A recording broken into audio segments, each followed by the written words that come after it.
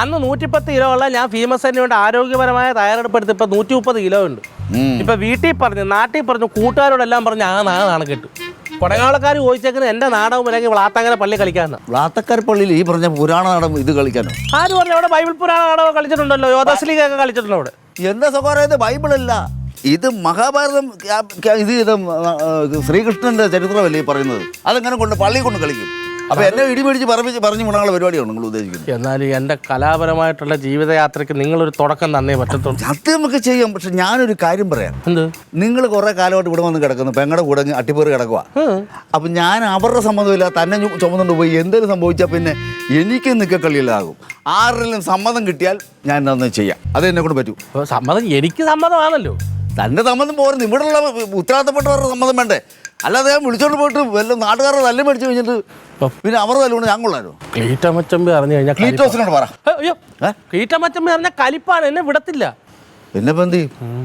അപ്പൊ ഞാൻ പോയിട്ട് പിന്നെ അല്ല, ഇച്ചിരി കലാവാസന നമ്മുടെ കലാമച്ചമ്മിക്കുണ്ട്. അച്ചമ്മിക്ക് എന്നോട് ഇച്ചിരി താല്പര്യം. അച്ചമ്മയെ വിളിക്കാം. അതാ വിളിക്കും. അച്ചമ്മി ഉറങ്ങോ വരുത്. കലാമച്ചമ്മി പോലെ മച്ചമ്പി. സാറേ നാടകം ഉണ്ടാകുന്നു. നാടകം കഴിഞ്ഞു വരുമോ സാറേ? എനിക്ക് വേണ്ടി ഒന്ന് ജാമ്യം നിൽക്കണം. എന്തുകൊണ്ട് കാണിച്ചു പറഞ്ഞുകൊടു. ജാമ്യം നാടകത്തിലേ, എൻ്റെ നാടകത്തിൽ അഭിനയിക്കാൻ വരുമോ? അപ്പോൾ ജാമ്യം സാറ് നിൽക്കണമെന്നാണ് അദ്ദേഹം പറയുന്നത്. ഞാൻ വിചാരിച്ചു വല്ല തട്ടിപ്പ് വിട്ടിപ്പോ ഉണ്ടെന്ന്. അല്ല സാറിന് അറിയാമല്ലോ, മിക്കയിടത്തും നാടകത്തിന് പോയിട്ട് കഷ്ടിച്ച് 1-2 സ്ഥലത്തു നിന്ന് ഞങ്ങൾ രക്ഷപ്പെട്ടു പോകുന്നു. ബാക്കിയുള്ള മിക്ക സ്ഥലങ്ങളും ഒന്നെങ്കിൽ കയ്യിൽ കർപ്പൂരം കത്തിച്ച് വെക്കും, അല്ലെങ്കിൽ ചൂളം കവളത്ത് കുത്തും. ഇങ്ങനെയാണ് ഞങ്ങൾ പോകുന്നത്. എന്നിട്ട് തുടരുന്നുണ്ടല്ലോ. അതെ, പക്ഷെ ഞങ്ങൾ സിനിമയായിട്ട് പോകുന്നതുകൊണ്ട് ഓടേണ്ട റൂട്ടും ചില സ്ഥലങ്ങളും ഒക്കെ പ്രത്യേകിച്ച് ഞങ്ങൾക്കറിയാം. ശീലമായി. ഈ ശീലമില്ലാത്ത ഈ പുള്ളിയും വിളിച്ചുകൊണ്ട് പോയിട്ട് വല്ല തല്ലും കിട്ടിക്കഴിഞ്ഞാൽ വല്ല വഴി തെറ്റിപ്പോയാൽ പിന്നെ എനിക്ക് കിടക്കപ്രതി ഉണ്ടോ? അതുകൊണ്ടാണ് എനിക്ക് പുരാണ നാടത്തി ഭീമസേനന്റെ വേഷം തരാന്ന് പറഞ്ഞു. ഭീമനല്ല, ഭീമൻ. ഭീമൻ ഭീമനല്ല, ഭീമൻ. അതാദ്യം പറയും. ആ സേനൻ. വേറെ സംഭവമുണ്ട് സാറേ, നാടകം ചെയ്യുമ്പോൾ ഡയലോഗ്സ് ചൂട് ചേമ്പ് വായിലിടുകളെന്ന് പറയുന്ന പോലെ സ്ഫുടതയോട് കൂടി പറയണം. അയ്യോ തമ്പിയണ്ണ, സൺഡേ സ്കൂളിൽ ഞാൻ കുറെ നാടകം കളിച്ചിട്ടുള്ളയാ. എനിക്ക് ഏത് കടിയേട്ട് വാക്ക് എനിക്ക് വരും. ഇത് മണ്ടേ കോളല്ലത്, ഇത് പ്രൊഫഷണൽ ഓർമ്മ വേണം. എന്നിട്ട് എന്തായ അവസാനം? അപ്പൊ എനിക്ക് ആ വേഷം ചെയ്ത ആഗ്രഹമുണ്ട്. അപ്പൊ ആരിലും ജാമ്യം നിൽക്കണം. ഈ പറഞ്ഞു കേട്ടില്ലായിരുന്ന?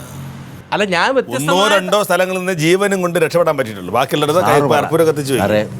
സാറ് വാക്ക് പറഞ്ഞു, ഞാൻ കൊണ്ടുപോകാം, ഉത്തരവാദിത്തം ഏറ്റെടുക്കാം, പക്ഷെ റിസ്ക് എടുക്കാൻ വയ്യ.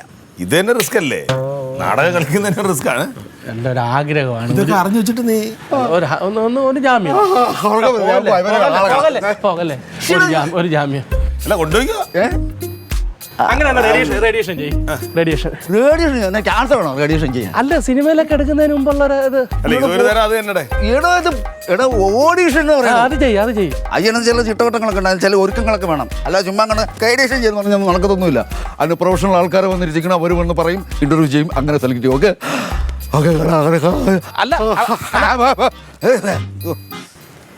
നിനക്ക് എന്തിന്റെ കുഴപ്പമാടാ? അല്ല, വ്ളാത്താങ്കര പള്ളി എനിക്ക് കളി തരാന്ന് പറഞ്ഞവര്. അത് ഏതെങ്കിലും നല്ല പരിപാടി നടക്കട്ടെ. അല്ല, ഞാനുണ്ടെങ്കിൽ ഉള്ള കളി അവർ തരും. അച്ഛൻ ഒന്നും